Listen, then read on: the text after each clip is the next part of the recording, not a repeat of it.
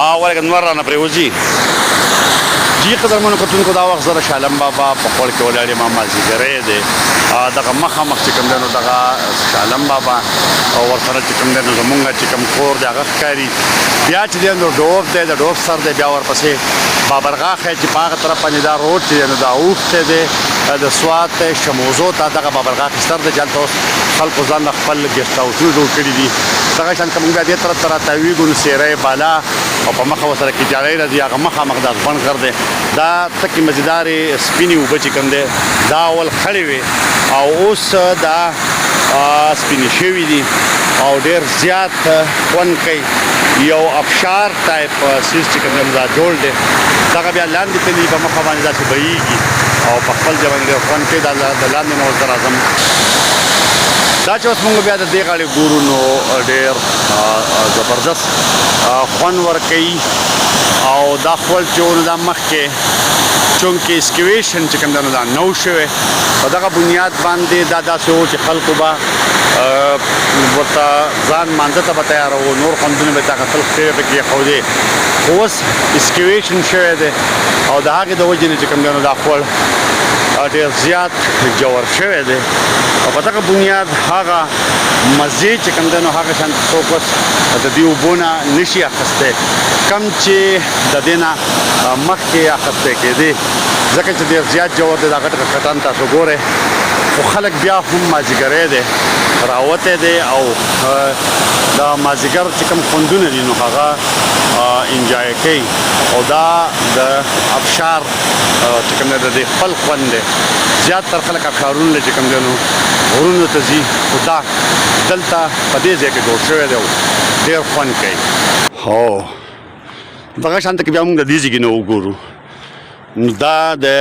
غنمو او پټي دي د حاجي صاحب ټانګ دی او یو شین څادر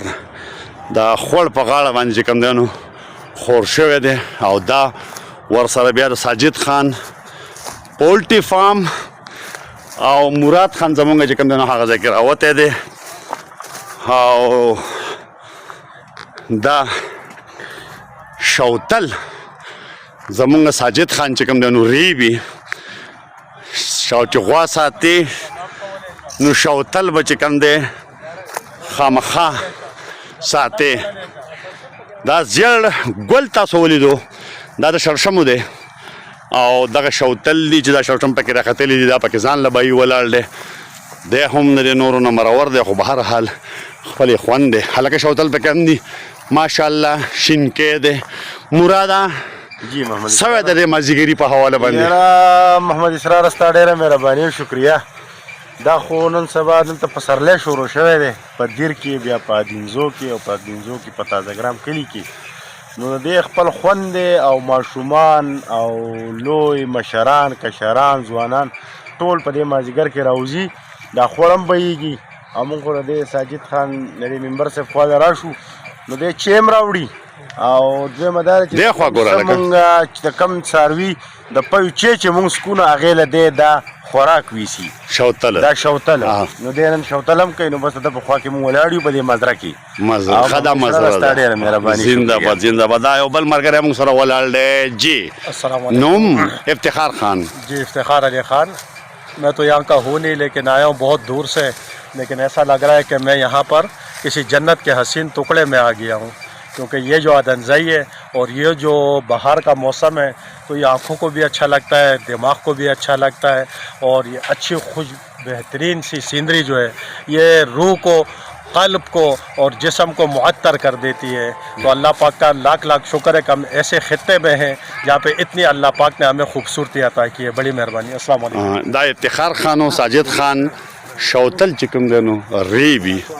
او ساجد خان السلام علیکم. وعلیکم السلام. زه د اسرار صاحب ډېره غټه شکریه ادا کوم چې هغه د دې علاقې د دې شینکي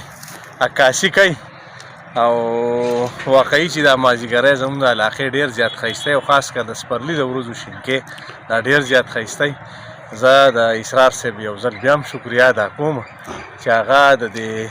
علاقې او د دې شینکې عکاسي کوي نو ډیره مننه ساجد خان تاسو واورېدو دې طرف ته که موږ وګورو نو یو ډېر خوندور ماحول دی نور چې کوم دی نو هغه لګیا دی پرېوځي هغه طرف ته دا شاه عالم بابا ویو ده ښایسته دغه ځای کې چې کوم دی دا دوه نختر چې پکې دنګ ولاړ دي لږ به یې رانږدې کړو دا زما خپل چې کوم دی نو کور دی د غریبۍ ساده غونته کې او دغه شان دا د دې خوا او شا چې کوم دی نو شینکۍ دی او د پسرلي چې کوم خوندونه دي د شینکي د شړشمو د ګل اوس په پولو باندې چې کوم دی نو بیا ګلونه راخیږي دا چې کومې پولې تاسو یې نه دا شړې نو دا بیا زیړګلې او ماشوړه او پلاني او ډینګې او غانټول او د دې سره سره بیا نور چې کوم دی نو ښایسته ښایسته ګلونه راخیږي او دا پولې چې کوم دی نو دا بیا رنګینې شي هغه پسرلي ته لږې ورځې لا شته بهرحال دغلته زموږ خان محمد صاحب او صداقت غنی هم را روان دي څو ډېر ښکلی موسم دی چاپېره واورې پرتې دي او موسم هم ډېر زبردست شینوالی دی غنم هم راوچت شو او شړشمو ګلونه جام شروع شو دا ملګري دغه راغونډې او خړ بهیږي ښه ښکلی اوبه هم دي جدا ورځې د کلي د خو ډېرې زبردستې ورځې ټیک شو دا تصویر د شاته د غنمو دا غوړېدلی څادر چې کوم دی خپل خوند دی او دوی هم د مازدیګري نه خوندونه اخلي موږ هم تقریبا که هر مازدیګر نه نو کوشش کوو چې ځان خامخا دلته راورسو او د دې شینکي نه چې کوم دی خوند واخلو د دې زړو ګلونو نه خوند واخلو او ځان چې کوم دی نو ځان ته په خپل خوشحالۍ سامان پیدا کړو امین جان صاحب زموږ سره ولاړ دی په کولې چې کوم دی نو د قاشه ایستلی دی او دغه صورتحال دی چې یو ډېر خوند کوي او ډېر رنګین صورتحال دی ډېر رنګین مازدیګري نن سبا دلته